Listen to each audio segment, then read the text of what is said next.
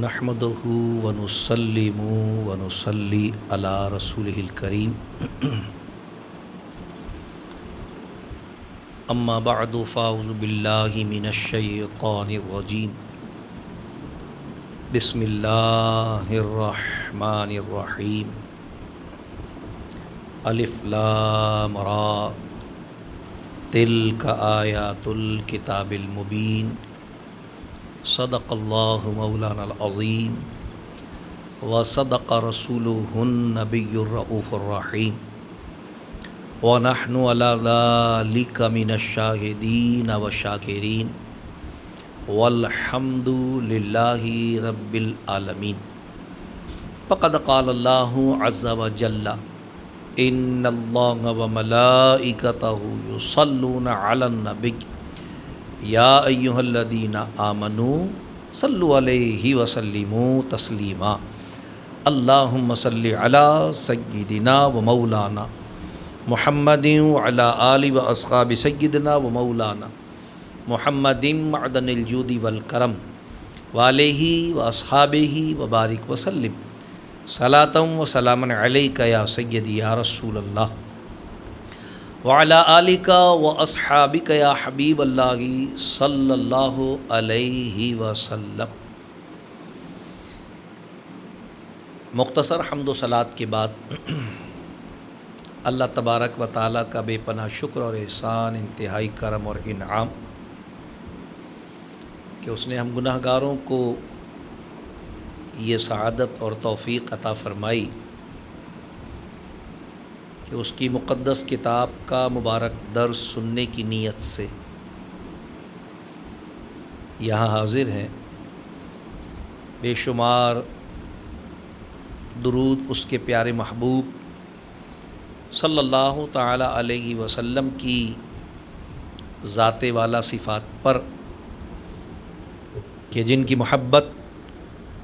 ہمارے ایمان کی جان، جن کی غلامی ہمارے سروں کا تاج، اور جن کی اطاعت دنیا اور آخرت میں کامیابی اور کامرانی کی ضمانت۔ ہزاروں سلام ان کی ازواجین مطہرات، اہل بیت اطہار، صحابہ کرام، خلفائے راشدین رضوان اللہ تعالی علیہم اجمعین پر۔ حصول برکت کے لیے قرآن کریم سے سورہ یوسف شریف کی پہلی آیت مقدسہ کے تلاوت کرنے کا شرف حاصل کیا۔ اس سے پہلے کہ تلاوت کردہ آیہ قرآنیہ کے تحت گفتگو عرض کی جائے، اللہ تعالیٰ سے دعا ہے کہ وہ اپنے پیارے حبیب لبیب نبی کریم رؤوف الرحیم علیہ افضل الصلاۃ و تسلیم کے صدق و طفیل مجھ گناہ گار کو حق کہنے کی توفیق عطا فرمائے۔ اللہ کریم ہم تمامی اہل ایمان کو حق سن کر حق کو قبول کرنے اور اس پر عمل کرنے کی توفیق عطا فرمائے۔ یوں تو قرآن کریم من اولہ ہی الی آخرہ ہی، اپنی ابتدا سے لے کر اپنی انتہا تک ہر صورت، ہر آیت، بلکہ ہر ایک لفظ و حرف میں بے شمار حکمتیں، درس اور علم کے عظیم سمندر چھپائے ہوئے ہے، لیکن ظاہر ہے کہ ان تک رسائی ہر فرد و بشر کے بس کی بات نہیں ہے، اور یہی وجہ ہے کہ علماء اسلام عام لوگوں کو قرآن کریم براہ راست ترجمہ پڑھ کر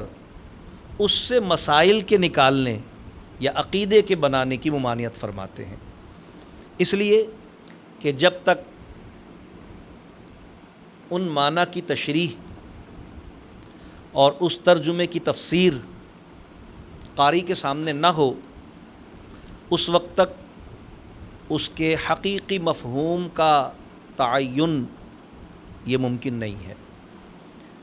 اور اسی لیے قرآن کریم فرقان حمید کو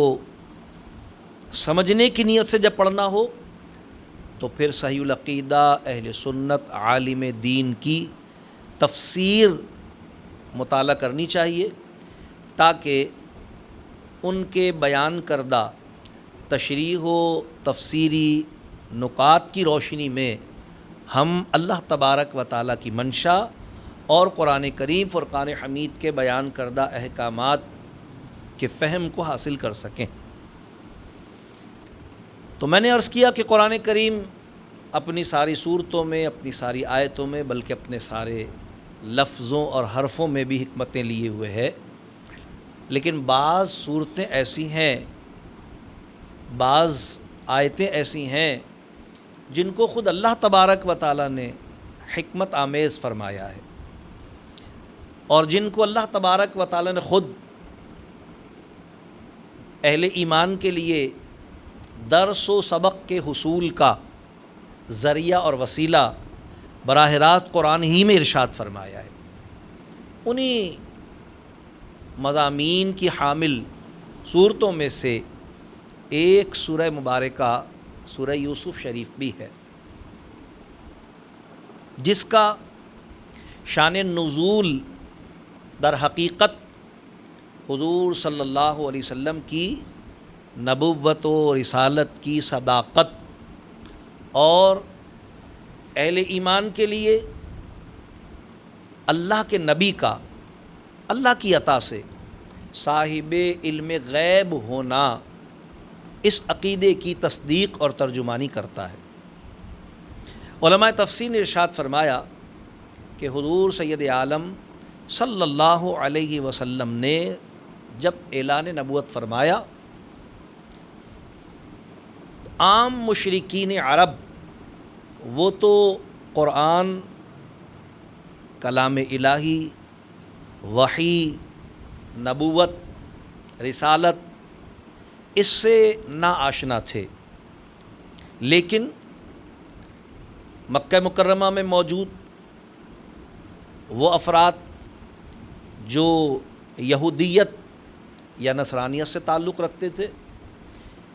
اور ان کی تعداد مدینہ طیبہ میں بہت زیادہ تھی، کیونکہ وہ پہلے سے وحی کو، کتاب کو، نبوت و رسالت کو جانتے اور پہچانتے تھے۔ اور حضور علیہ السلام نے جب ابتداءً اعلان نبوت فرمایا تو سرکار کے اقرب ترین کفار و مشرکین میں زیادہ تر بت پرست لوگ تھے، اور کیونکہ وہ وحی اور نبوت اور کتاب اور رسالت اس سے ناآشنا تھے، تو ان کے لیے یہ عنوانات نئے بھی تھے اور اس میں اجنبیت بھی موجود تھی۔ لیکن ظاہر ہے کہ کیونکہ حضور علیہ السلام کی تبلیغ کا مرکزی نقطہ جو کہ اسلام کی اساس اور بنیاد ہے وہ عقیدہ توحید تھا، تو انہیں یہ پتہ تھا کہ محمد صلی اللہ علیہ وسلم ایک خدا کی عبادت کی طرف ہمیں بلاتے ہیں، اور جتنے معبود جو ہمارے وضع کردہ ہیں، جن کی ہم عبادت کرتے ہیں، ان کو یہ باطل یعنی جھوٹا کہتے ہیں۔ ظاہر ہے ان کے معبودوں کو جب حضور علیہ السلام باطل اور جھوٹا، غلط فرما رہے تھے، تو وہ حضور صلی اللہ علیہ وسلم کی ان بتوں کی محبت میں اور اپنے باطل نظریے کے تحفظ کے لیے شیطان کی تائید کے ساتھ حضور علیہ السلام کی مخالفت کرتے تھے، اور اس مخالفت کے پیچھے حضور صلی اللہ علیہ وسلم کی نبوت و رسالت کا انکار ہوتا تھا۔ ہم تو نہیں مانتے آپ اللہ کے نبی ہیں، ہم کیا جانے کون اللہ، نبوت کیا ہوتی ہے، رسالت کیا ہوتی ہے، وحی کیا ہوتی ہے، کتاب کیا ہوتی ہے۔ یہ بات وہ اچھی طرح جانتے تھے کہ حضور صلی اللہ علیہ وسلم، محمد صلی اللہ علیہ وسلم ہمارے درمیان رہے ہیں، انہوں نے کسی سے لکھنا پڑھنا نہیں سیکھا ہے، انہوں نے کسی کی شاگردی اختیار نہیں کی ہے، یہ کسی تاریخ دان کی صحبت میں بیٹھ کر تاریخی واقعات، کسی قصہ گوہ کی دوستی کے ساتھ حسین قصے اور کہانیاں یہ انہوں نے کبھی نہ سیکھی ہیں، نہ ایسی کسی صحبت کو انہوں نے اختیار کیا ہے۔ پھر اس کے باوجود یہ ایسی حکمت والی باتیں کرتے ہیں۔ قرآن اپنی تاثیر تھی، اور خود حضور صلی اللہ تعالیٰ علیہ وسلم کے اخلاق کریمانہ اور پیغمبرانہ اخلاص کا نتیجہ تھا کہ جوق در جوق آہستہ آہستہ لوگ ایمان لانے لگے۔ جو مضبوط اور سخت دل والے کفار و مشرکین تھے انہیں تشویش تھی،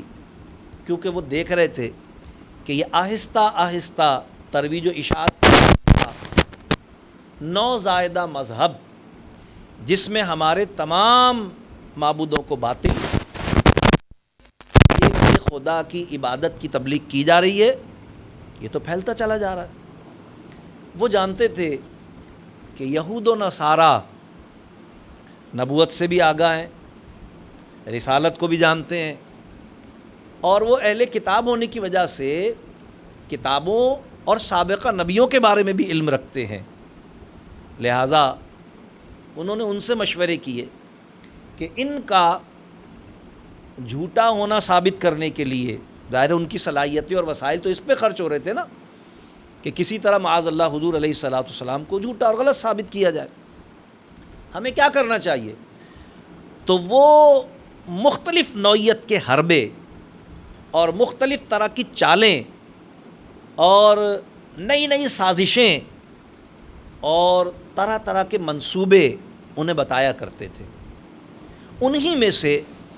ایک منصوبہ، ایک چال یہ بھی تھی کہ انہوں نے کہا کہ بھئی بڑا آسان طریقہ ہے،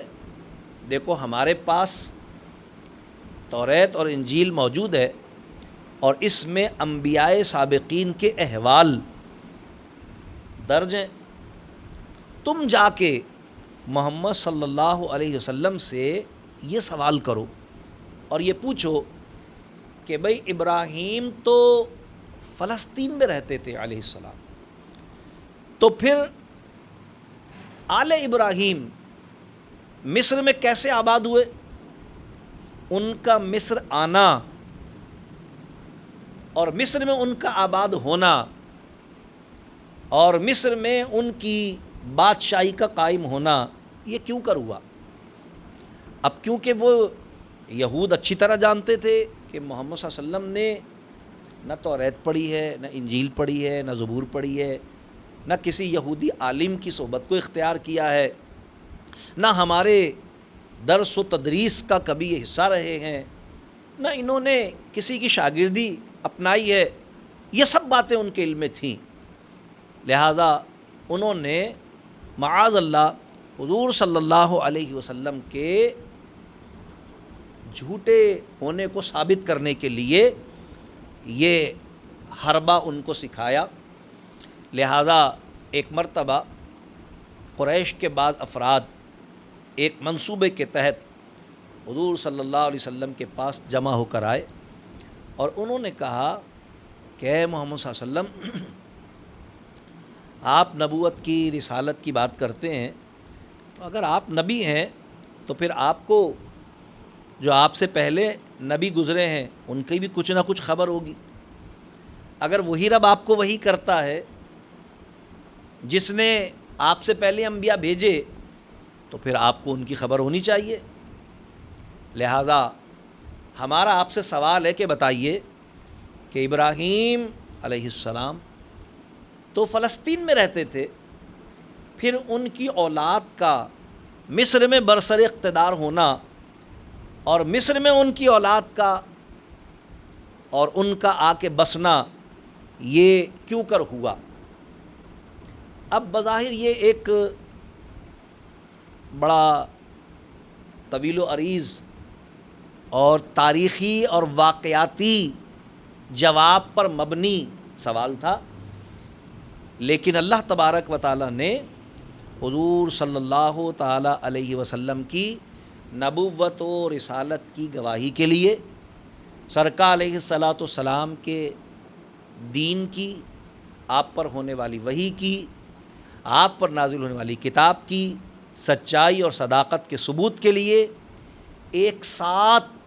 پوری کی پوری سورہ یوسف شریف حضور علیہ السلام پر نازل فرما دی، جس میں اللہ تبارک تعالیٰ نے حضرت یوسف علیہ السلام کی بالکل ابتدا یعنی بچپن شریف سے لے کر اور پھر آپ کے برسر اقتدار ہونے تک کے سارے معاملات کو، سوال یہی تھا کہ بھئی ابراہیم علیہ السلام تو فلسطین میں آباد تھے، پھر یہ کیسے ہوا کہ ان کی اولاد مصر میں آباد ہوئی اور وہاں برسر اقتدار ہوئی؟ تو پورا کا پورا واقعہ اللہ تبارک و تعالیٰ نے سورہ یوسف شریف کے نزول کے ساتھ بیان فرما دیا، جس کے نتیجے میں ظاہر کفار اور مشرکین لاجواب ہو گئے۔ یہود نے جب حضور علیہ السلام کے بیان کردہ، ظاہر ہے وہ تو اللہ کا کلام تھا، وحی الہی تھی، جب بیان کردہ واقعے کو توریت کے ساتھ، انجیل کے ساتھ اور ان کی کتابوں میں جو کچھ جس طرح بیان کیا گیا تھا اس کے ساتھ موازنہ کیا، قریش نے آ کے بتایا بھائی یہ بتا رہے ہیں، وہ اسی طریقے سے تفصیل سنائی انہوں نے جا کر۔ جب انہوں نے موازنہ کیا تو وہ حیران رہ گئے کہ حضور علیہ السلام نے نہ صرف یہ کہ وہ ساری باتیں ظاہر اللہ کی طرف سے نازل شدہ تھیں بیان کر دیں جو توریت اور انجیل میں پہلے سے موجود تھیں، بلکہ اس میں اضافی مضامین بھی حضور علیہ السلام نے ارشاد فرما دیے۔ یعنی ان کی معلومات میں جو پہلے سے توریت اور انجیل کے جاننے والے اور علم رکھنے والے تھے، اور اس میں حضرت یوسف علیہ السلام اور ان کے احوال کا جو کچھ تذکرہ تھا، حضور علیہ السلام کی بیان کردہ اس وحی کے نتیجے میں ان کے علم میں مزید اضافہ ہو گیا، اور انہیں یہ ماننا پڑا کہ حضور صلی اللہ علیہ وسلم اللہ کے نبی ہیں، اللہ کے رسول ہیں، وہی رب ان پر وحی فرما رہا ہے جس نے انبیاء سابقین پر وحی فرمائی تھی، اور یہ کلام اسی رب کا کلام ہے جس کی توریت اور انجیل نازل شدہ کتابیں تھیں۔ انہوں نے دل سے تسلیم کیا لیکن اقرار نہیں کیا، مانا نہیں۔ قرآن کریم نے اس کو بھی سورہ بقرہ شریف میں بیان کیا کہ حبیب علیہ السلام یہ یہود خاص طور پہ جو توریت اور انجیل کے پڑھنے والے ہیں، فرمایا کہ یہ تو آپ کو ایسا پہچانتے ہیں کما یعرفون ابناءہم، جیسا کہ یہ اپنے بیٹوں کو پہچانتے ہیں۔ سورہ بقرہ میں اللہ نے بیان فرمایا، لیکن ظاہر ہے کہ وہ جانتے تو تھے لیکن مانتے نہیں تھے، انکار کیا انہوں نے۔ تو اللہ تبارک و تعالیٰ نے گویا حضور، قرآن تو سارا کا سارا معجزہ ہے، لیکن اس موقع پر پوری سورہ یوسف شریف کو ایک ساتھ حضور علیہ السلام پر نازل کر کے گویا حضور کا ایک معجزہ ظاہر کر دیا کہ وہ جو اپنے تئیں بڑے علم و فضل کے مالک اور بڑی معلومات تاریخی کے حامل بن کر حضور علیہ السلام کی بارگاہ میں سوال بڑا مشکل سا تراش کے لائے تھے، حضور علیہ السلام کو اللہ نے ایک ساتھ سورہ یوسف شریف کے نزول کے ساتھ گویا معجزے کا اظہار فرمایا اور سرکار کی نبوت اور رسالت کو اس ذریعے سے واضح فرما دیا۔ سورہ یوسف شریف کا انتخاب کہ بھئی کیوں دیگر صورتوں کے مقابلے پر ہم نے اس کا انتخاب کیا، اس لیے کہ جب ہم سورہ یوسف شریف کا مطالعہ کرتے ہیں تو اللہ تبارک تعالیٰ نے سورہ یوسف شریف کو احسن القصص ارشاد فرمایا ہے، جیسا کہ ابھی آپ سنیں گے، یعنی حسین ترین قصہ۔ حضور علیہ السلام کو اللہ نے معلم کائنات بنایا، اور قرآن وہ نصاب اللہ تبارک و تعالیٰ کی طرف سے نازل شدہ ہے جو ساری انسانیت کے لیے قیامت تک ہر شعبہ زندگی میں ہر طرح ہدایت و رہنمائی کا فراہم کرنے والا ہے۔ تو آپ میں سے جو احباب بھی درس و تدریس سے معمولی تعلق رکھتے ہوں یا تدریس کے مختلف عنوانات سے آگاہی رکھتے ہوں، ان کو یہ بات پتہ ہے کہ طلباء کو سبق پڑھانے کے لیے، درس دینے کے لیے ایک طریقہ، جو طریقہ تدریس ہے وہ قصہ گوئی کا طریقہ تدریس بھی ہے، یعنی طالب علم کو کوئی واقعہ سنایا جائے اور پھر اس کے نتیجے کے طور پر وہ سبق، وہ درس، وہ نصیحت جو دینا مقصود ہے وہ اسے بتائی جائے. جیسا کہ مثنوی مولانا روم رحمۃ اللہ علیہ نام آپ نے سنا ہوگا، اس میں آپ نے اسی طرح کیا ہے، کہانی کے طور پر کوئی چھوٹا سا ایک قصہ بیان کیا اور پھر اس کے نتیجے میں کوئی بہت بڑا اخلاقی سبق، کوئی بہت بڑا علمی درس ارشاد فرمایا. تو ظاہر ہے مثنوی یا دیگر کتب جو ہیں، کسی بھی کتاب کا قرآن کے ساتھ تو کوئی موازنہ ہو ہی نہیں سکتا. تو قرآن نے جن قصائص کو بیان کیا، ظاہر ہے ان کی اہمیت ان تمام قصائص کے مقابلے میں بہت زیادہ ہے جو دیگر کتابوں میں بیان کیے گئے ہیں.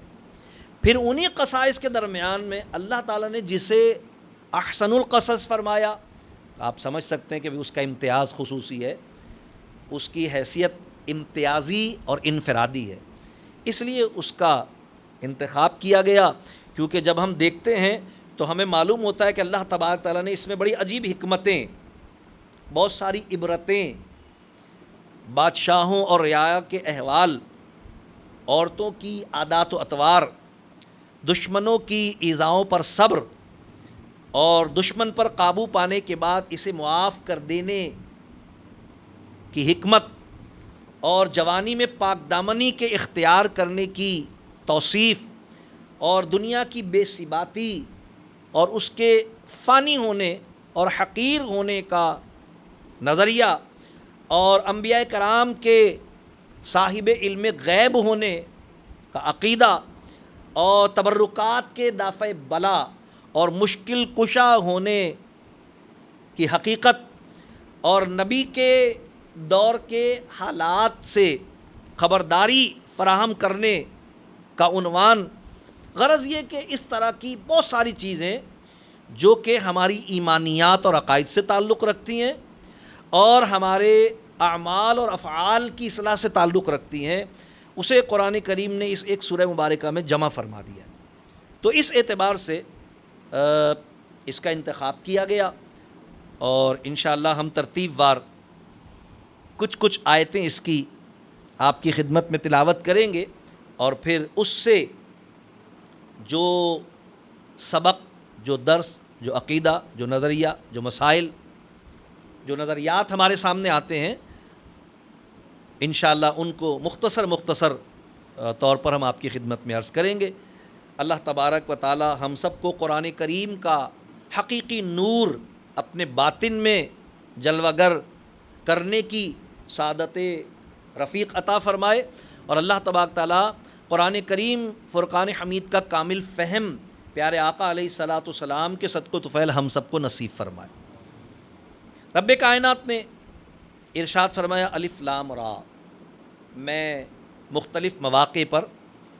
حروف مقطعات اور اس کی حکمتیں اور اس کا اللہ اور اس کے رسول کے درمیان راز ہونا، اس کی تفصیل عرض کر چکا ہوں، تو اس لیے میں اس کی تفصیل پر گفتگو کرنا ضروری نہیں سمجھ رہا ہوں. مختلف مواقع پر ہم یہ گفتگو آپ حضرات کے سامنے کر چکے ہیں. رب کائنات نے فرمایا تلک آیات الکتاب المبین. اللہ تبارک تعالیٰ ارشاد فرماتا ہے یہ روشن کتاب کی آیتیں ہیں. مبین لفظ اللہ تعالیٰ نے استعمال فرمایا یہاں قرآن کے لیے، اور کتاب یہ قرآن کے ناموں میں سے ایک نام ہے. بالکل ابتدا میں فرمایا ذالک الکتاب لا ریب فیہ، تو یہ قرآن کے ناموں میں سے ایک نام ہے کتاب. کتاب کے لفظی معنی ہیں، کتاب لفظ بنا کتبہ سے، لکھی ہوئی، کیونکہ قرآن اس دنیا میں نازل ہونے سے پہلے، سرکار کے قلب اطہر پر نازل ہونے سے پہلے لوح محفوظ میں لکھا ہوا تھا، جیسا کہ خود قرآن کریم نے اس کا تذکرہ بھی فرمایا ہے کہ ہم نے اس قرآن کو لوح محفوظ میں محفوظ رکھا ہے. تو لوح محفوظ میں کیونکہ یہ پہلے سے لکھا ہوا تھا، اس لیے اس کے ناموں میں سے ایک نام الکتاب ہے، اور مبین اس کی صفت ہے. مبین لفظ بنا ہے بیان سے، جس کے معنی ہے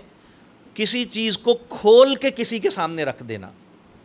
لہذا علماء اسلام نے فرمایا کہ قرآن کریم فرقان حمید کو جو مبین کہا گیا ہے، اس کی دو بڑی نمایاں اور واضح وجہ ہیں. فرمایا ایک وجہ قرآن کریم کو مبین کہنے کی یہ ہے کہ اس میں تمام اولین و آخرین کی باتیں بڑی وضاحت اور صراحت کے ساتھ ظاہر کی گئی، اس لیے اس کو مبین کہا جاتا ہے۔ اور فرمایا گیا دوسرے یہ کہ اس کے احکام شرعیہ اور حلال و حرام کو بہت واضح اور نمایاں طور پر بیان کیے جانے کی وجہ سے اس کی صفت بطور مبین بیان کی گئی ہے۔ تو رب کائنات نے فرمایا کہ یہ روشن کتاب کی آیتیں ہیں۔ پھر فرمایا انا انزلناہ قرآنا عربیا لعلکم تعقلون۔ رب کائنات نے فرمایا بے شک ہم نے اسے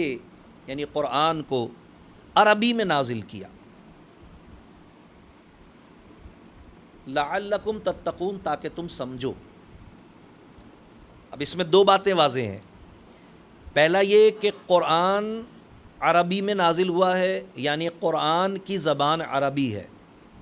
اس کا مطلب یہ ہوا کہ قرآن کا کوئی بھی ترجمہ کسی بھی زبان میں کیا جائے وہ قرآن نہیں ہے۔ قرآن وہی ہے جو رسول اللہ صلی اللہ علیہ وسلم نے عربی متن کے ساتھ صحابہ کرام رضوان کو مضمون کروایا، لکھوایا، اور جو تواتر کے ساتھ یہ جو مصحف عثمانی ہمارے سامنے موجود ہے، تواتر کے ساتھ جس میں ایک لفظ کا بھی ایک حرف کا بھی کوئی فرق نہیں ہے، یہی قرآن ہے۔ تو اس لیے اس بات کو واضح کر دیا گیا کہ صرف قرآن عربی عبارت ہی کا نام ہے، قرآن کا ترجمہ قرآن نہیں ہے۔ اور کیونکہ قرآن کا ترجمہ قرآن نہیں ہے اسی لیے نماز میں عربی قرآن ہی پڑھنا ہوتا ہے، ترجمہ پڑھنے سے نماز نہیں ہوگی کیونکہ وہ قرآن نہیں ہے۔ اور اسی طرح یہ بات بھی واضح ہے کہ قرآن کریم کا اگر کوئی صرف ترجمہ پڑھے تو ترجمہ پڑھنے سے وہ ثواب نہیں ملے گا، یعنی وہ نیت کرے ثواب کی، تو اگر وہ سمجھنے کی نیت سے ترجمہ اور تشریح و تفسیر پڑھ رہا ہے تو یہ اس سمجھنے کی نیت کا ثواب تو اس کو ملے گا، لیکن تلاوت قرآن کا ثواب جب ہی ملے گا جب عربی متن کو پڑھے گا، کیونکہ قرآن وہی ہے جو عربی مضمون ہے۔ اب رب کائنات نے ارشاد فرمایا لعلکم تعقلون، تاکہ تم سمجھو۔ تو پوری دنیا کے لوگ قرآن پڑھتے ہیں لیکن سب کی زبان تو عربی نہیں ہے، لیکن اللہ تبارک و تعالیٰ نے قرآن کریم کو جہاں نازل فرمایا یعنی مکہ مکرمہ میں، یہ دنیا کا ایک ایسا مرکز ہے، اور یہ خصوصیت سوائے مکہ مکرمہ کے روئے زمین پر اور دوسرے ممالک میں سے کسی اور ملک کسی اور شہر میں پائی بھی نہیں جاتی، کہ صرف یہی نہیں کہ مکہ مکرمہ آباد زمین کا مرکز ہے، بلکہ اس شہر میں جو زبان بولی جاتی ہے یعنی عربی، اس شہر میں اس ملک میں پھر اس کے چاروں طرف جتنے ملک ہیں سب میں یہی زبان بولی جاتی ہے، حتیٰ کہ آپ کو پتہ ہے کہ ان ممالک کے مجموعے کو ہی عرب ممالک کہا جاتا ہے۔ چاروں طرف جتنے ممالک ہیں، شاید بعض خوش نصیب ایسے بیٹھے ہوں جن کو کعبے کے چاروں کونوں کے نام یاد ہوں تو ان کو پتہ ہوگا کہ بھئی ایک کو رکن شامی کیوں کہتے ہیں، اس لیے کہ وہ ملک شام کی طرف ہے، ایک کو رکن عراقی کیوں کہتے ہیں کیونکہ وہ عراق کی طرف ہے، ایک کو رکن یمانی کیوں کہتے ہیں کیونکہ وہ یمن کی طرف ہے۔ یہ جتنے ممالک ہیں، یہ جو کونوں کے نام ہیں وہ اس وجہ سے ہیں، ان سب میں کون سی زبان بولی جاتی ہے؟ عربی زبان بولی جاتی ہے، اور ظاہر اولین مخاطب وہی لوگ ہیں جہاں قرآن نازل کیا گیا ہے۔ تو اللہ تبارک و تعالی گویا تمام اہل عرب سے مخاطب ہے، اور فرمایا جا رہا ہے کہ کیونکہ تم دنیا کے مرکز میں ہو، تمہاری زبان عربی ہے، ہم نے اپنے حبیب علیہ الصلاۃ والسلام کو تمہارے شہر میں تولد عطا فرمایا ہے، اور تمہارے گرد و پیش میں تمام لوگ عربی زبان بولنے والے ہیں، تو ہم نے اس قرآن کو نازل بھی عربی ہی میں کیا ہے تاکہ تم ہمارے حبیب علیہ الصلاۃ والسلام سے جب سنو تو تمہیں اس کے سننے میں کوئی اجنبیت محسوس نہ ہو، تمہاری اپنی زبان میں۔ جب میری اپنی زبان میں کوئی عالم دین تقریر کرے گا، میری اپنی زبان میں اگر کوئی شخص میرے سامنے گفتگو کرے گا تو مجھے میں اس میں اجنبیت محسوس نہیں ہوگی۔ تو اللہ تبارک و تعالیٰ نے ارشاد فرمایا کہ اے عرب والوں، یہ تمہاری خوش نصیبی ہے کہ ہم نے اس قرآن کو عربی میں نازل کیا تاکہ سب سے زیادہ، سب سے بہتر اور سب سے پہلے تم سمجھو اور پھر تمہارے ذریعے باقی سارے لوگ سمجھیں۔ گویا حضور علیہ السلام کا عرب شریف میں تشریف فرما ہونا اور قرآن کریم کا عربی میں نازل ہونا، یہ اللہ تبارک تعالیٰ کا اہل عرب پر ایک احسان ہے۔ کیوں؟ اس لیے کہ اس سے تمام دنیا بھر کے مسلمان عرب اور اہل عرب اور ان کی زبان کے محتاج ہو گئے۔ آج دیکھیے پوری دنیا کے کسی بھی مسلمان کی سب سے بڑی خواہش کہاں جانے کی ہوتی ہے؟ ظاہر حرمین شریفین جانے کی خواہش ہوتی ہے۔ جو وہ علم حاصل کرنا چاہتا ہے اور اس میں کمال حاصل کرنا چاہتا ہے تو وہ کون سا علم حاصل کرنا چاہتا ہے؟ ظاہر ہے قرآن سیکھنا چاہتا ہے، عربی سیکھنا چاہتا ہے۔ قرآن و حدیث کی تعلیم کے لیے اسے عربی سیکھنی ہوتی ہے۔ تو گویا اللہ تبارک و تعالیٰ نے ان پر یہ احسان بھی جتایا کہ ہم نے قرآن کو عربی میں نازل کیا، تم سمجھو اور تمہارے ذریعے ساری دنیا سمجھے۔ تو یہ تو تم پر گویا اللہ تبارک و تعالیٰ کا احسان ہے۔ عربی میں اسی لیے ہم نے نازل کیا ہے کہ تم بھی اسے سمجھو، اور پھر یہ بھی سمجھ لیں کہ لعلکم تعقلون، تاکہ تم سمجھو، اور مخاطب تمام اہل عرب ہیں۔ اس سے پتہ چلا کہ اللہ نے قرآن حضور کے سمجھنے کے لیے نہیں، حضور کو تو قرآن سمجھانے کے لیے بھیجا اللہ نے۔ یعنی کوئی یہ سمجھے معاذ اللہ کہ اللہ تبارک و تعالیٰ حضور سے فرما رہا ہے تاکہ تم قرآن سمجھو، ایسا نہیں ہے، بلکہ اللہ تبارک و تعالیٰ نے حضور علیہ الصلاۃ والسلام کو تو معلم قرآن بنا کر بھیجا ہے، اور خود قرآن میں اس بات کی صراحت اور وضاحت بھی کی ہے۔ بعض نادان وہی جو میں کہہ رہا ہوں نا کہ صرف ترجمہ پڑھ کے اگر وہ سمجھے اور عقیدہ بنا لے تو وہ تو یہ سمجھے گا کہ اللہ تعالیٰ حضور سے فرما رہا ہے ہم نے قرآن اس لیے عربی میں نازل تاکہ تم سمجھو، حالانکہ ایسا نہیں ہے۔ حضور صلی اللہ علیہ وسلم تمام جہان والوں کے نبی ہیں، اور قرآن اس کی صراحت کرتا ہے کہ اللہ نے جو نبی جس قوم میں نازل کیا اس کی زبان جاننے والا نازل کیا۔ ہمارا ایمان ہے حضور کائنات کے ہر فرد کی ہر زبان جانتے ہیں، اور اس کا ثبوت قرآن سے بھی موجود ہے۔ اللہ تعالیٰ فرما رہا ہے جس نبی کو ہم نے جس قوم کی طرف نازل کیا اس کی زبان جاننے والا۔ تو کیسے ہو سکتا ہے کہ جب حضور تمام انسانیت کے لیے اور قیامت تک آنے والے ہر فرد و بشر کے لیے نبی اور رسول بن کر تشریف فرما ہوئے ہیں، تو حضور علیہ السلام ہماری زبانیں نہ جانتے ہوں؟ حضور علیہ الصلاۃ والسلام کی حیات ظاہری سے اور حضور سے صادر ہونے والے معجزات سے یہ بات واضح ہوتی ہے کہ انسان تو انسان ہے، حضور تو پتھروں اور درختوں کی بولیاں بھی جانتے ہیں، حضور تو جانوروں اور پرندوں کی بولیاں بھی جانتے ہیں۔ حضور صلی اللہ تعالی علیہ وسلم کہ روضہ اطہر پر آج پوری دنیا کے لوگ اپنی اپنی فریادیں، اپنے درود و سلام، اپنی مناجاتیں لے کر حاضر ہوتے ہیں، تو کیا معاذ اللہ وہ اللہ جس نے سارے لوگوں کو حکم دیا ہے وَلَوْ أَنَّهُمْ إِذْ ظَلَمُوا أَنفُسَهُمْ جَاءُوكَ، جب اپنی جانوں پر ظلم کر لو میرے محبوب کی بارگاہ میں حاضر ہو جاؤ اور یہاں آ کر توبہ کرو، میرا محبوب تمہاری سفارش شفاعت فرمائے گا۔ ہم وہاں جا کر جب حضور کی بارگاہ میں التجا گزار ہوتے ہیں، پوری دنیا کے مسلمان ہوتے ہیں، ہر شخص اپنی زبان میں بات کر رہا ہوتا ہے۔ پٹھان اپنی زبان میں اپنا درد دل رو رہا ہوتا ہے، افریقی اپنی زبان میں اپنا درد دل رو رہا ہوتا ہے، سواحلی اپنی زبان میں اپنا درد دل رو رہا ہوتا ہے، چائنیز اپنی زبان میں اپنا درد دل، لیکن میرے آقا سب کی زبانیں سنتے ہیں، اس لیے کہ اللہ کی عطا سے جانتے ہیں، اللہ کی عطا سے جانتے ہیں۔ تو اللہ تبارک تعالیٰ جو فرمایا لعلکم تعقلون، اس سے مراد اہل عرب کا قرآن سمجھنا ہے کہ عربی میں اس لیے نازل کیا کہ تمہاری اپنی زبان ہے، تم سمجھ سکو، جب ہمارے حبیب تمہارے سامنے پڑھیں اور اس کی تشریح و تفسیر کریں تو تمہیں کوئی اجنبیت محسوس نہ ہو، تم سمجھ سکو۔ اور پھر اس کے بعد اللہ تبارک و تعالیٰ نے ارشاد فرمایا نحن نقص علیک احسن القصص بما اوحینا الیک ھذا القرآن وان کنت من قبلہ لمن الغافلین۔ رب کائنات ارشاد فرما رہا ہے ہم تمہیں سب سے اچھا بیان سناتے ہیں۔ ابھی میں نے عرض کیا نا کہ رب نے فرمایا کہ اچھا بیان، احسن القصص، اللہ نے اس کو ارشاد فرمایا، اور اس کی وجہ بھی میں نے آپ کی خدمت میں عرض کر دی کہ کیوں رب کائنات نے فرمایا۔ اس لیے کہ انسان کے دنیا میں زندگی گزارنے کے معاملات کے حوالے سے،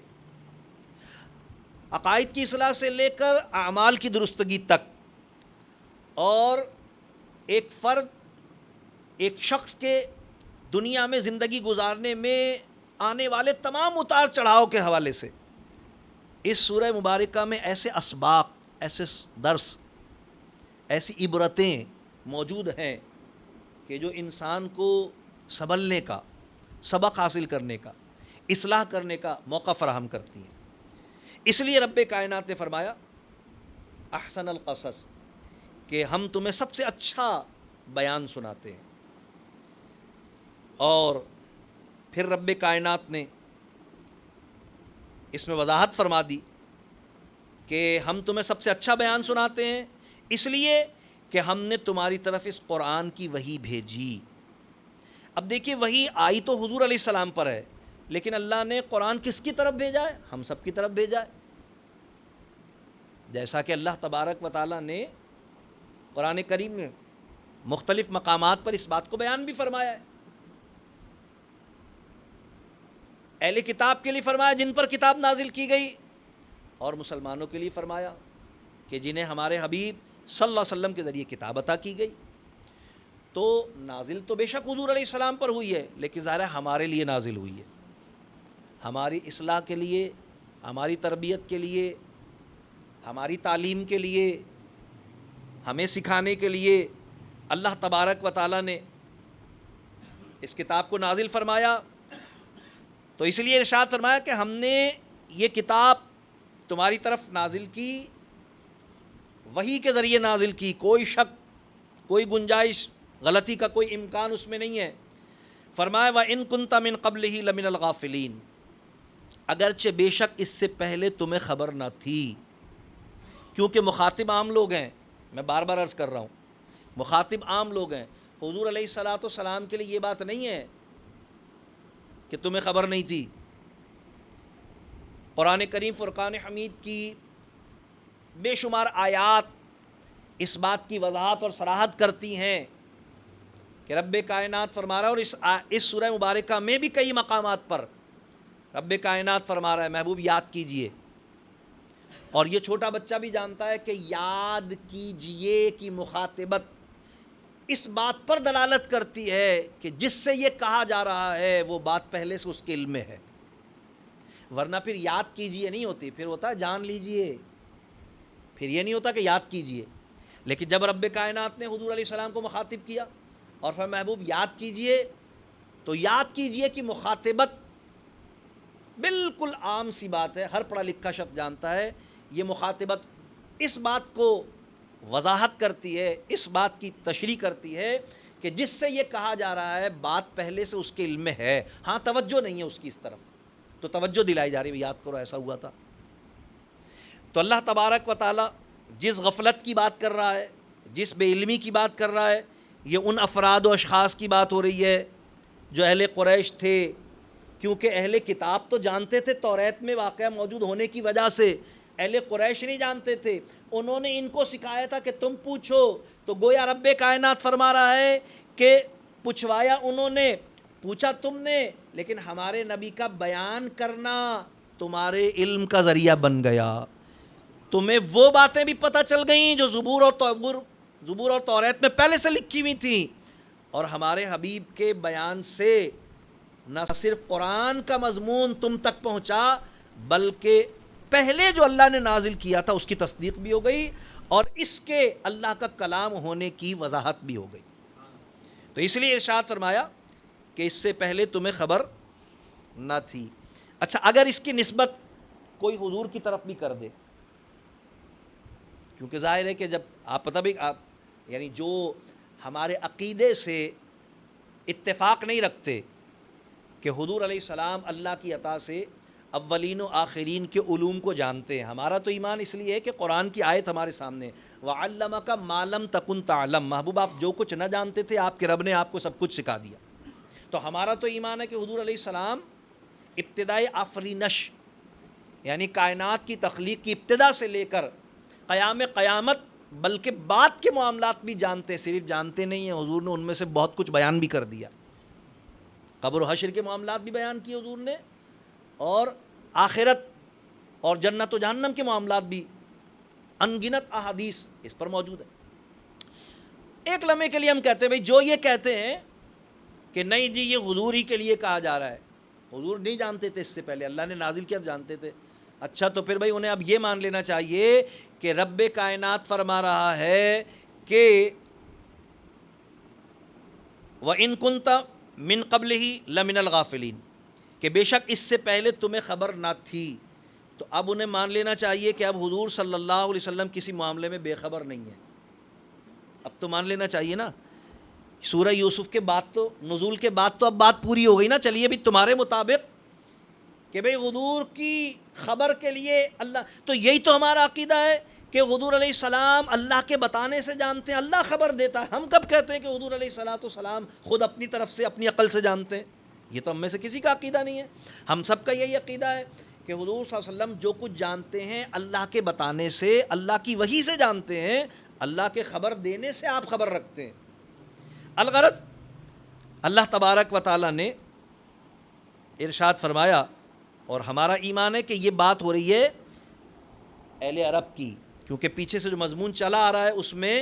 میں وضاحت کر چکا ہوں کہ اہل عرب سارے مخاطب ہیں۔ اب رب کائنات ارشاد فرمایا اذ قال یوسف لأبیہ یا ابتی انی رأیت احد عشر کوکبا والشمس والقمر رأیتہم لی ساجدین۔ اب واقعی کی ابتدا ہو رہی ہے اور رب کائنات فرما رہا ہے محبوب یاد کیجئے، اذ بمعنی اذکر ہے، ذکر کرنا، اور ذکر بمعنی یاد ہوتا ہے۔ ہم کہتے ہیں نا بھئی ابھی آپ ہی کا ذکر ہو رہا تھا آپ آ گئے، یعنی آپ کو یاد کر رہا تھا آپ آ گئے، ذکر بمعنی یاد ہوتا ہے۔ فرمایا رب ذوالجلال اذ قال یوسف، محبوب یاد کیجئے جب کہا یوسف نے،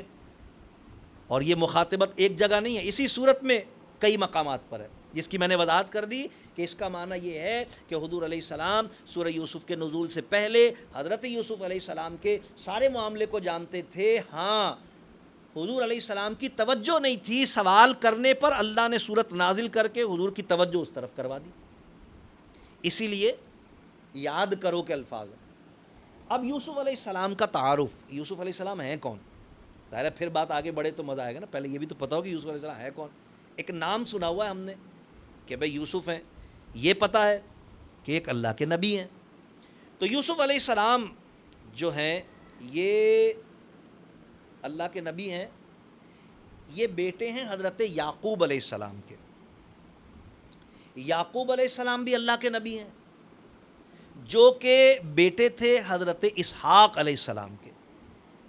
حضرت اسحاق بھی اللہ کے نبی ہیں، جو کہ بیٹے تھے حضرت ابراہیم علیہ السلام کے۔ تو یوں سمجھ لیجئے کہ یوسف علیہ السلام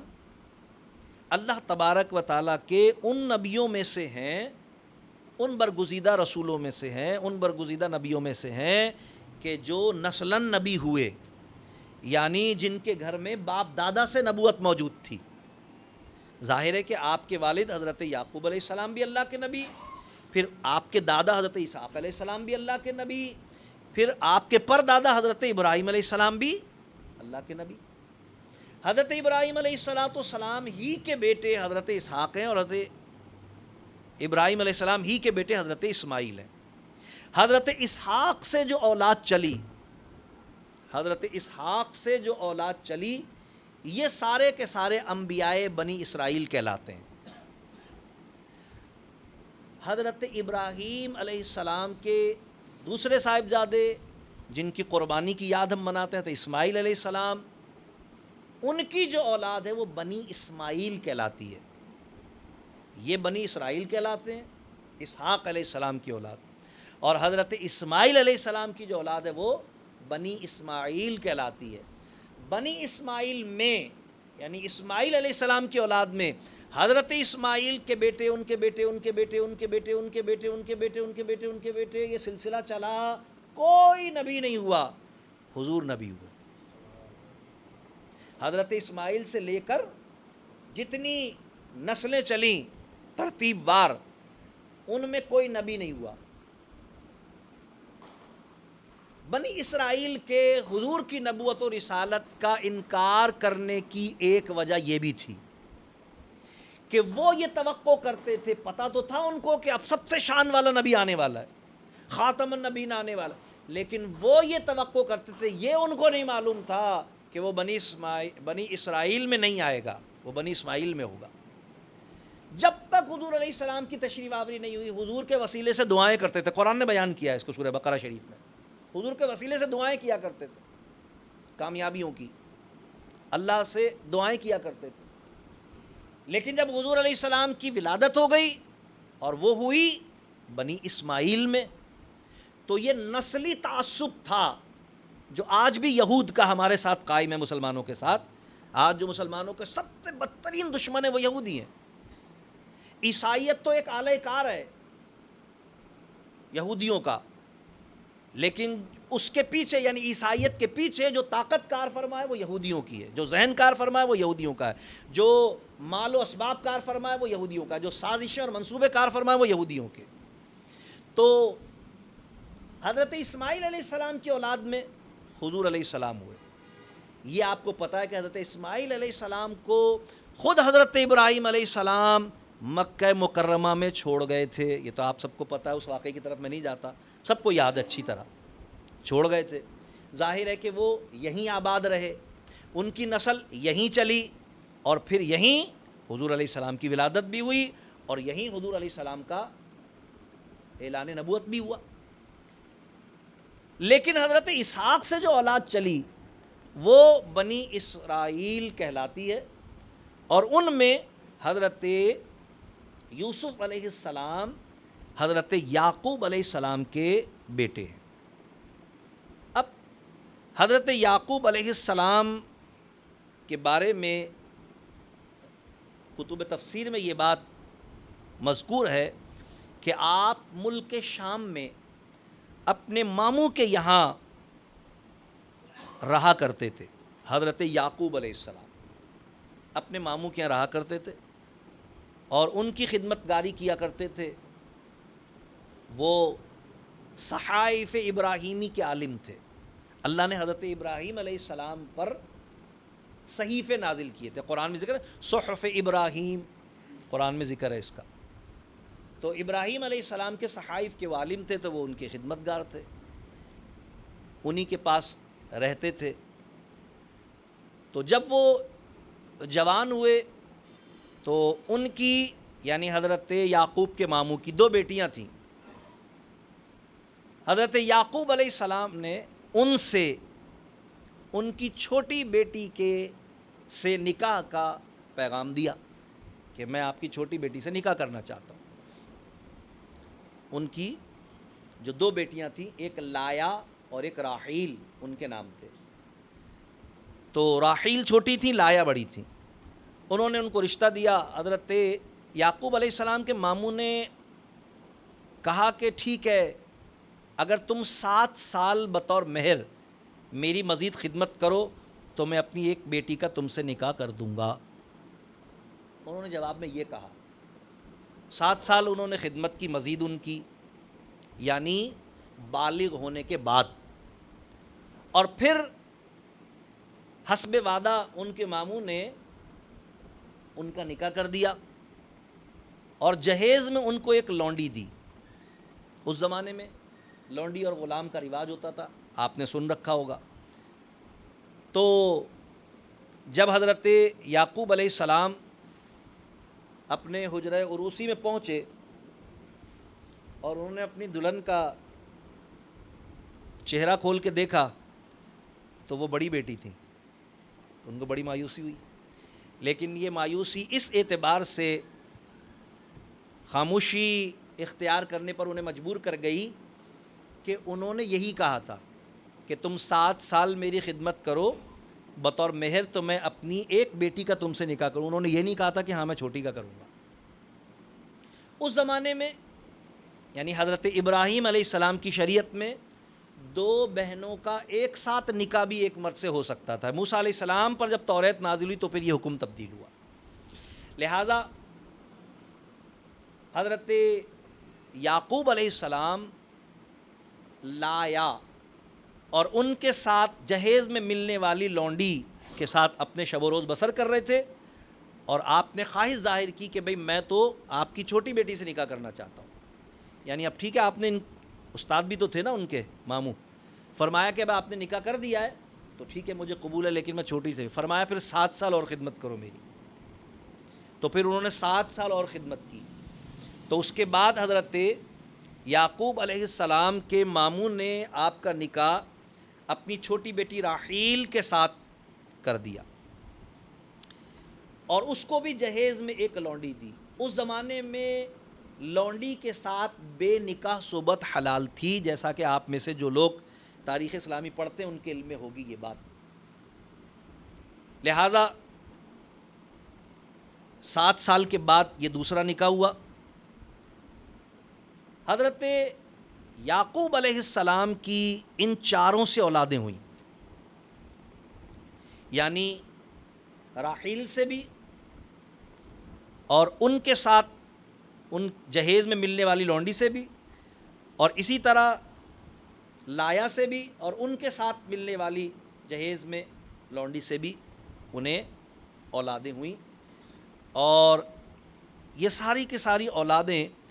اگر ہم مجموعہ کرتے ہیں تو 12 بیٹے اور 6 بیٹیاں،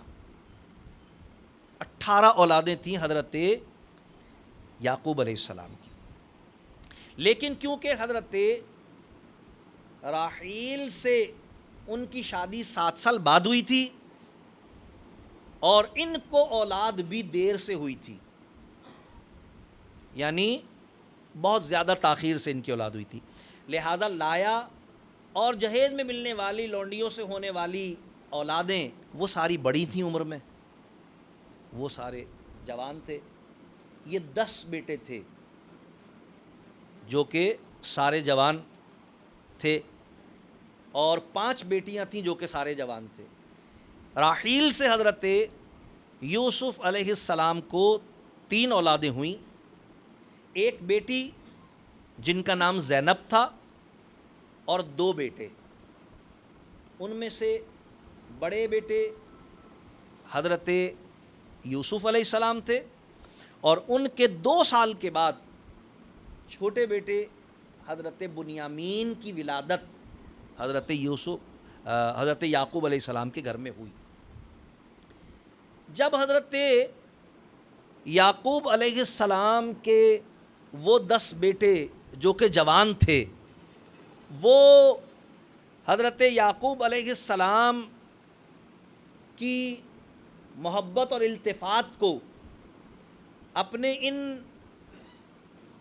چھوٹے بچوں کے ساتھ دیکھتے تھے، جس کی بہت واضح اور نمایاں وجہ تھی۔ وجہ کیا تھی؟ ایک تو بڑھاپے کی اولاد، کہتے ہیں بڑھاپے کی اولاد زیادہ محبت والی ہوتی ہے، اس کے ساتھ محبت اور انس زیادہ ہوتا ہے۔ نیز حضرت یوسف علیہ السلام 2 سال کے تھے، اور یوسف علیہ السلام کی بہن زینب 3 سال کی تھیں، اور جب بچے کی ولادت ہوئی یعنی یوسف علیہ السلام کے چھوٹے بھائی جناب بنیامین کی ولادت ہوئی، تو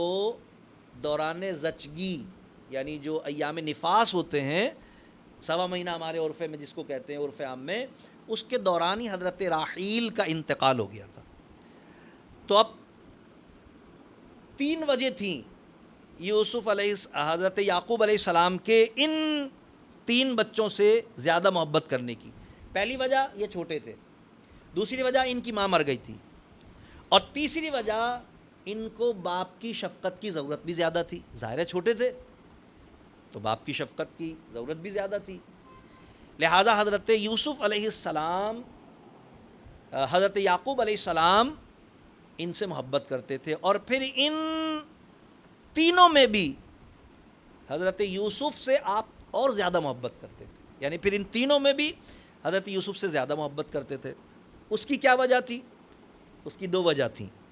پہلی وجہ حضرت یوسف علیہ السلام کا معجزانہ حسن، اللہ نے آپ کو جو معجزات عطا فرمائے تھے، خوبصورت ہونا، حسن بطور معجزہ اللہ نے آپ کو عطا فرمایا تھا، بہت خوبصورت تھے آپ۔ ظاہر ہے خوبصورت اولاد سے محبت ہوتی ہے، ویسے تو ساری اولاد سے ہوتی ہے، لیکن جو زیادہ خوبصورت زیادہ محبت ہو رہی ہے۔ اور دوسری وجہ، بچپن ہی سے آپ کی سعادت مندی، بہت سعادت مند تھے آپ، اپنے والد تھے، محبت کرتے تھے، سعادت مند تھے بہت زیادہ۔ اور تیسری وجہ کہ یہ جو خواب جس کو اس آیت مبارکہ میں بیان کیا گیا ہے، اس سے بھی پہلے حضرت یوسف علیہ السلام ایک اور خواب اپنے والد کو عرض کر چکے تھے۔ رب کائنات فرماتا ہے،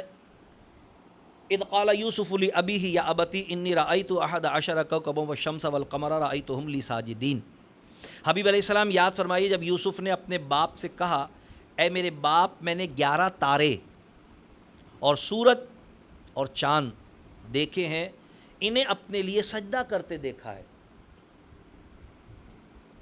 یہ جو خواب بیان کر رہے ہیں نا، حضرت یوسف علیہ السلام نے گویا اپنے بھائیوں کو خواب میں دیکھا اور ستاروں کی شکل میں دیکھا، اور اپنے ماں باپ کو دیکھا چاند اور سورج کی شکل میں دیکھا۔ اس سے مفسرین کرام نے یہ مسئلہ اخذ کیا کہ جن لوگوں نے یہ گمان کیا کہ یعقوب علیہ السلام کے 12 بیٹے نبی تھے، ان کا گمان ہی ہے جو کہ غلط ہے۔ فرمایا گیا اس لیے کہ حضرت یوسف علیہ السلام نے اپنے بھائیوں کو ستاروں کی شکل میں دیکھا، اور حضور صلی اللہ علیہ وسلم فرما چکے ہیں، اصحابی کن نجوم، میرے صحابہ آسمان ہدایت کے ستارے ہیں۔ پتہ چلا کہ ستارے کی شکل میں نبی کا کسی کو دیکھنا، یہ اس کی صحابیت کی دلیل ہے۔ اب حضرت یوسف علیہ السلام نے اپنے والد سے یہ خواب ذکر کیا۔ جب یوسف علیہ السلام نے یہ خواب دیکھا تھا تو آپ کی عمر شریف 12 برس تھی جب یہ خواب دیکھا آپ نے، جب بیان کیا، اور جمعے کی شب تھی اور لیلۃ القدر میں یہ خواب دیکھا تھا آپ نے۔ اور اس سے پہلے آپ ایک خواب، جیسا میں نے ابھی عرض کیا، کہ دیکھ چکے تھے کہ 11 لاٹھیاں دائرے کی شکل میں زمین پر گڑی ہوئی ہیں، 11 لاٹھیاں دائرے کی شکل میں گڑی ہوئی ہیں زمین پر، اور ایک چھوٹی لاٹھی ان سب کے گرد گھوم رہی ہے، ان کی رکھوالی کر رہی ہے، ان پر سرداری کر رہی ہے۔ یعقوب علیہ السلام نے اس خواب کے متعلق بھی یہی کہہ دیا تھا کہ اپنے بھائیوں کو نہ سنانا، اور کیونکہ اس خواب میں اللہ تبارک و تعالیٰ نے حضرت یوسف علیہ السلام کی شان کو، فضیلت کو اور ان کے رتبے اور درجے کو خواب کے ذریعے ظاہر کر دیا تھا، اور یعقوب علیہ السلام بسبب اللہ کے نبی ہونے کے خواب کی تعبیر کی صورت میں یہ بات جان چکے تھے کہ اس سے مراد یوسف کا اپنے بھائیوں پر افضل ہونا، اور یوسف کا اپنے بھائیوں پر حاکم و حکمران ہونا، اللہ تبارک و تعالیٰ کی طرف سے ان پر انعامات و اکرامات کا ہونا ظاہر کیا جا رہا ہے۔ یہ بات آپ جان چکے تھے، لہذا پہلے بھی آپ نے یہی فرمایا تھا، اور اب بھی آپ نے یہی بات ارشاد فرمائی۔ کیا فرمائی؟ قال یا بنی لا تقصص رؤیاک علی اخوتک فیکیدوا لک کیدا، کہا اے میرے بیٹے، اپنا خواب اپنے بھائیوں سے نہ کہنا کہ وہ تیرے ساتھ کوئی چال چلیں گے۔ ان الشیطان للانسان عدو مبین، بے شک شیطان آدمی کا کھلا دشمن ہے۔ یہ جو حضرت یوسف علیہ السلام نے خواب سنایا، اور آپ کے والد نے، جیسا کہ میں نے عرض کیا کہ بسبب اللہ کے نبی ہونے کے، اس کی تعبیر کو جان لیا کہ تعبیر کیا ہے، اور اس میں یہ بات واضح تھی کہ یوسف علیہ السلام بھائیوں پر حاکم و حکمران ہوں گے، اور اللہ تبارک و تعالیٰ نے ان الشیطان للانسان عدو مبین کا ذکر فرما کر، یعقوب علیہ السلام نے اس تذکرے کو ساتھ فرما کر اس بات کو واضح کر دیا کہ جس طرح شیطان فرشتوں کے ساتھ رہتے ہوئے اللہ تبارک و تعالیٰ کی جانب سے حضرت آدم علیہ السلام کو ملنے والی فضیلت سے حاسد ہو کر ان کا دشمن ہو گیا، اسی طرح تیرے بھائی بھی اللہ کی طرف سے تجھے ان پر ملنے والی فضیلت کی وجہ سے تیرے حاسد ہو جائیں گے۔ اگر یہ خواب ان کو پتہ چل گیا تو سمجھ جائیں گے کہ بھئی تو تیری تو بادشاہت اور فضیلت اور سرداری ان پر قائم ہونے والی ہے، تو وہ تیرے دشمن ہو جائیں گے۔ تو پتہ چلا کہ شیطان اور حسد کا جو تعلق ہے وہ بالکل ابتدا کا ہے، اور انسان کے دل میں حسد پیدا ہی جب ہوتا ہے کہ جب شیطان اس کے قلب میں کار فرمائی کرتا ہے، کیونکہ شیطان خود سب سے پہلے اس مرض میں مبتلا ہوا۔ یہ وہی مرض ہے جس کے لیے اللہ تعالیٰ فرمایا فی قلوبہم مرض فزادہم اللہ مرضا، یہ حسد کا مرض ہے۔ میں نے ابھی بتایا یہودیوں کو بھی یہی تھا، حضور سے حسد کا مرض تھا، یعنی کہ یہ اتنے شان والے نبی یہ بنی اسرائیل میں کیسے آ گئے، بنی اسماعیل میں کیسے آ گئے، انہیں تو بنی اسرائیل میں آنا چاہیے تھا تاکہ ہماری شان و شوکت میں مزید اضافہ ہوتا۔ حسد ہی کی بنیاد پر مخالفت کی، اور آج تک کر رہے ہیں۔ شیطان نے بھی حضرت آدم علیہ السلام کی مخالفت حسد ہی کی بنیاد پر کی تھی، اور یہ حسد ایسا مرض ہے کہ یہ سگے بھائیوں میں بھی ہو، چاہے وہ نبی زادے ہی کیوں نہ ہو، تو کام دکھاتا ہے، یعنی انہیں برائی کی طرف مائل کر دیتا ہے۔ اور یہی وہ نقطہ ہے کہ جس سے علماء تفسیر نے اس بات کی بھی وضاحت فرمائی، جنہوں نے یہ کہا کہ یوسف علیہ السلام کے بھائی سارے نبی تھے، فرمایا نہیں، نبی نہیں تھے، کیونکہ نبی سے گناہ کا صدور ممکن نہیں ہے، نبی معصوم ہوتا ہے، اور انہوں نے جو معاملہ کیا ظاہر ہے وہ گناہ تھا۔ اور ہمارا یہی عقیدہ ہے کہ نبی کے سوا غیر نبی سے گناہ ہو سکتا ہے، ہاں اللہ محفوظ رکھے، اللہ حفاظت فرمائے تو محفوظ تو ہو سکتا ہے، لیکن معصوم ہونا کہ اس میں گناہ کرنے کی صلاحیت ہی نہ ہو، یہ فرشتوں کے بعد انسانوں میں اگر ہے تو وہ صرف انبیاء کرام کو ہے۔ یہی ہمارا اہل سنت کا عقیدہ بھی ہے، پھر چاہے وہ اہل بیت اطہار کا کوئی فرد ہو، پھر چاہے وہ صحابہ کرام میں سے کوئی ہو، گناہ ہو سکتا ہے، ہم یہ نہیں کہہ رہے گناہ ہوا، اللہ ان کی حفاظت فرماتا ہے، اللہ اپنے ولیوں کی حفاظت فرماتا ہے، اللہ بچاتا ہے ان کو، لیکن بچانا، حفاظت فرمانا، محفوظ رکھنا یہ الگ چیز ہے، اور گناہ کرنے کی صلاحیت ہی نہ ہونا یہ ایک الگ چیز ہے، جس کو عصمت کہتے ہیں۔ اور عصمت جو ہے یہ نبوت کے خاصے میں سے ایک خاصہ ہے، ہمارے نزدیک اہل سنت کے نزدیک صرف انبیاء ہی معصوم ہوتے۔ تو حسد ایک ایسا مرض ہے کہ جو سگے بھائیوں میں دشمنی ڈال دیتا ہے۔ اب دیکھیے حسین و جمیل، چھوٹا، بے ماں کا، بے گناہ اور معصوم بھائی، اور کیسا اس کے ساتھ معاملہ ہوا، کس بنیاد پر؟ حسد کی بنیاد پر۔ حضرت یعقوب علیہ السلام نے فرمایا کہ اے میرے بچے، اپنا خواب اپنے بھائیوں سے نہ کہنا۔ علماء فرماتے ہیں خواب ہر ایک کو کہنا بھی نہیں چاہیے، یعنی یہاں تو یوسف علیہ السلام سے کہہ رہے ہیں ان کے والد کہ اپنے بھائیوں سے نہ کہنا، لیکن حقیقت یہ ہے کہ خواب ہر ایک سے کہنا۔ بعض لوگوں کو یہ مرض ہوتا ہے، صبح اٹھتے ایک ایک کو پکڑتے رہتے، یار آج میں نے یہ دیکھا تھا، آج میں نے یہ دیکھا، ذرا بتاؤ کیا، ذرا بتاؤ کیا، ذرا نہیں کرنا چاہیے ایسا، اس میں کبھی نقصان بھی ہو سکتا ہے۔ علماء نے منع کیا کہ خواب کی جستجو اور تجسس میں نہیں پڑھنا چاہیے۔ ہاں کوئی معتبر عالم دین، کوئی دین کا جاننے والا، کوئی آپ کا مخلص صاحب علم و فہم فرد ہو، اور آپ سمجھیں کہ بھی کوئی ایسی بات ہے، ایسی چیز آپ نے دیکھ لی ہے، تو چلیں آپ اس سے پوچھ لیں، لیکن ہر صبح اٹھ کر یا ہر خواب کو اور ہر ایرے غیرے سے پوچھ لینا، اس کی علماء نے سختی سے ممانعت فرمائی، اس میں کبھی نقصان بھی ہو سکتا ہے۔ تو اس سے یعنی ایک بات جہاں یہ پتہ چلی کہ حسد ایک ایسا مرض ہے جو سگے بھائیوں میں دشمنی ڈال دیتا ہے، وہیں یہ بات بھی پتہ چلی کہ اللہ تبارک تعالیٰ کبھی خواب کے ذریعے کسی کی رہنمائی کسی کے لیے آنے والے معاملات میں پیش گوئی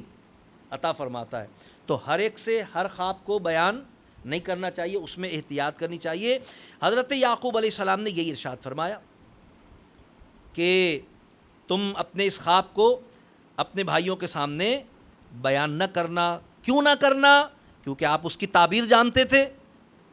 کہ اس میں یوسف کی فضیلت کا، شان و شوکت کا، اس کی سرداری اور اس کی بڑائی کا اظہار ہوگا. فرمایا اس لیے نہ کرنا کہ وہ تیرے خلاف کوئی چال بنا لیں گے، کوئی منصوبہ بنا لیں گے. اب دیکھیے جو لوگ کہتے ہیں نا نبی بے خبر اور بے علم، اور حضور کے لیے کرتے ہیں یہ بات. یعقوب علیہ السلام تو مقتدی ہیں حضور کے، حضور تو امام ہے. اب آگے کے واقعات میں بھی لوگ کہتے ہیں بھائی ان کو کیا پتا تھا، وہ تو ان کے غم میں روتے روتے نابینا ہو گئے تھے، وہ تو سمجھ رہے تھے کہ معاذ اللہ یوسف علیہ السلام مر گئے فلاں یہ وہ. ہمارا ایمان ہے کہ آپ ان کے ہر معاملے سے آگاہ تھے، لیکن یہ سب کچھ اللہ کی رضا کے لیے تھا، سب کچھ اللہ کی رضا میں راضی ہونے والے معاملات تھے. آپ ان کے ہر معاملے پر آگاہ تھے. دلیل اس کی کیا ہے؟ آپ ہی نے تو تعبیر بتائی تھی، آپ ہی نے تو بتایا تھا کیا ہونے والا ہے، آپ تو جانتے تھے کیا ہونے والا ہے، تبھی تو کہا تھا خواب مت بتانا. یہ بھی کہہ دیا تھا کہ وہ تیرے خلاف منصوبہ منصوبہ تو انہوں نے بنایا بعد میں، آپ نے تو پہلے بتا دیا تھا کہ وہ تیرے خلاف منصوبہ بنا لیں گے. اگر ان کو خواب پتہ چل گیا تو پتہ چلا کہ نبی اللہ کی عطا سے صاحب علم غیب ہوتا ہے. اور یہ عقیدہ صرف حضور کے لیے نہیں ہے، دیگر انبیاء کرام کو بھی، لیکن کیونکہ اللہ ان پہ وحی کرتا ہے اور بسبب وحی کے حامل ہونے کے اللہ تبارک تعالیٰ انہیں علوم غیبیہ پر آگاہی عطا فرماتا ہے. تو حضرت یعقوب علیہ السلام نے فرمایا اپنے بھائیوں سے یہ خواب بیان مت کرنا ورنہ وہ تیرے خلاف منصوبہ بنا لیں گے. تو اس سے یہ بات واضح ہو گئی کہ حضرت یعقوب علیہ السلام یوسف علیہ السلام کی نبوت پر بھی آگاہ تھے، ان کے علم اور فضیلت پر بھی آگاہ تھے، ان کو ملنے والے رتبے پر بھی آگاہ تھے، آگے جو اللہ تعالیٰ دین اور دنیا میں ان کو کامیابی عطا کرنے والا تو ان پر بھی آگاہ تھے، اور اس پر بھی آگاہ تھے کہ شیطان بھائیوں کے دل میں حسد پیدا کر کے دشمنی کرے گا، یہ بھی آپ جانتے تھے. لہذا آپ نے فرمایا کہ خبردار اپنا یہ خواب اپنے بھائیوں کے سامنے بیان مت کرنا. اچھا اب کیوں مت کرنا؟ یہ سوال آ سکتا تھا یوسف علیہ السلام سے، تو پوچھنے کی ضرورت نہیں پڑی، فوراً ارشاد فرما دیا وَكَذَلِكَ يَجْتَبِيكَ رَبُّكَ وَيُعَلِّمُكَ مِن تَأْوِيلِ الْأَحَادِيثِ. اس لیے کہ اللہ تبارک و تعالیٰ تجھے چن لے گا. گویا آپ سمجھ گئے کہ یہ ان کی نبوت کی طرف اشارہ ہے. اللہ تعالیٰ تجھے چن لے گا اور تجھے خواب کی تعبیر کا، باتوں کے انجام نکالنے کا علم عطا فرمائے گا. یعنی ان کی عظمت علمی کو اور ان کے منصب نبوت کو حضرت یعقوب علیہ السلام خواب سنتے ہی سمجھ گئے تھے. اور فرمایا وَيَتِمُّ نِعْمَتَهُ عَلَيْكَ وَعَلَىٰ آلِ يَعْقُوبَ كَمَا أَتَمَّهَا عَلَىٰ أَبَوَيْكَ مِن قَبْلُ إِبْرَاهِيمَ وَإِسْحَاقَ إِنَّ رَبَّكَ عَلِيمٌ حَكِيمٌ. فرمایا اسی طرح تجھے تیرا رب چن لے گا اور تجھے باتوں کا انجام نکالنا سکھائے گا اور تجھ پر اپنی نعمت پوری کرے گا. اللہ تبارک تعالیٰ کی نعمتوں کا کمال نبوت پر ہوتا ہے. اللہ نے حضور سے بھی یہی فرمایا تھا، سلسلہ نبوت حضور پر ختم کیا نا، وَأَتْمَمْتُ عَلَيْكُمْ نِعْمَتِي. نبوت کا یعنی نعمتوں کا کمال، کیونکہ اللہ جتنی نعمتیں بندوں کو عطا کرتا ہے اس میں سب سے بڑی نعمت نبوت ہے. تو فرمایا کہ وَيَتِمُّ نِعْمَتَهُ عَلَيْكَ، اور تجھ پر اپنی نعمت پوری کرے گا، وَعَلَىٰ آلِ يَعْقُوبَ، اور یعقوب کے گھر والوں پر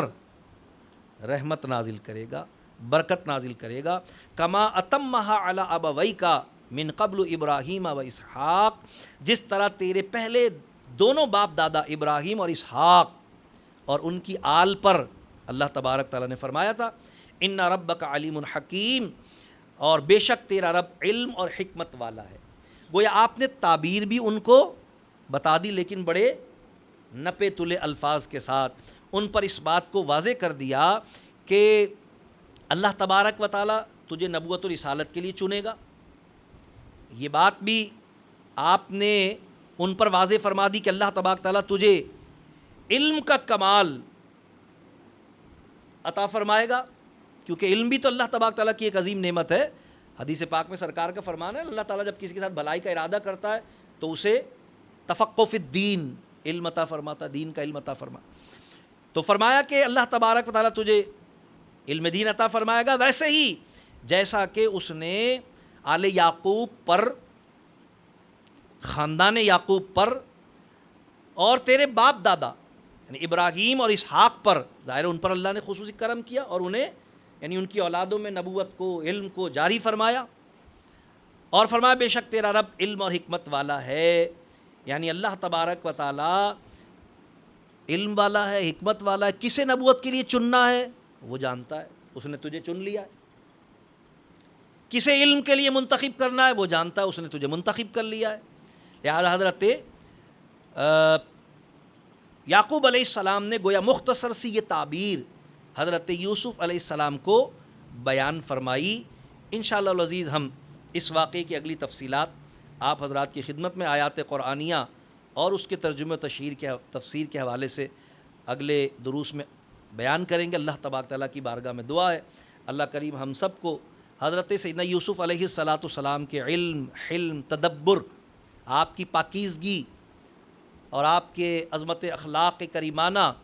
اور آپ پر ہونے والی نعمتوں کے صدقہ و طفیل اللہ تعالی ہمیں بھی اخلاق و کردار کی پاکیزگی، عقیدے کی پختگی، ایمان کی سلامتی اور اعمال کی درستگی کی نعمتیں نصیب فرمائے. وآخر دعوانا ان الحمد للہ رب العالمین.